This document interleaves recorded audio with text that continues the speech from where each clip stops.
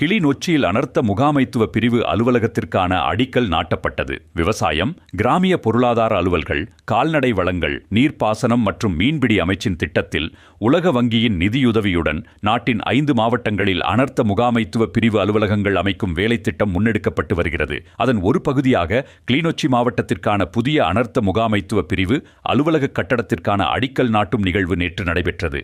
இந்நிகழ்வில் கடற்தொழில் அமைச்சர் இராமலிங்கம் சந்திரசேகர், நாடாளுமன்ற உறுப்பினர் இளங்குமரன், கிளிநொச்சி மாவட்ட கிளீன் ஸ்ரீலங்கா இணைப்பாளர் மருங்கன் மோகன், கிளிநொச்சி மாவட்ட அரசாங்க அதிபர், மேலதிக அரசாங்க அதிபர், அதிகாரிகள், உத்தியோகத்தர்கள் கலந்து கொண்டனர்.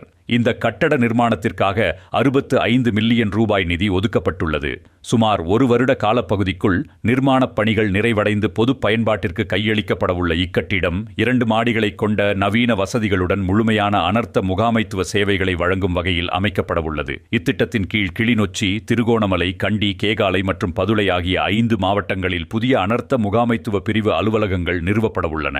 உலக வங்கியின் நிதியுதவியுடன் நடைமுறைப்படுத்தப்படும் இத்திட்டம் காலநிலை மாற்றத்தால் ஏற்படும் சவால்களை திறம்பட எதிர்கொள்வதற்கும் பேரிடர் தயார்நிலை மற்றும் அனர்த்த முகாமைத்துவ திறன்களை வலுப்படுத்துவதற்கும் முக்கிய பங்களிப்பை வழங்கும் என எதிர்பார்க்கப்படுகிறது.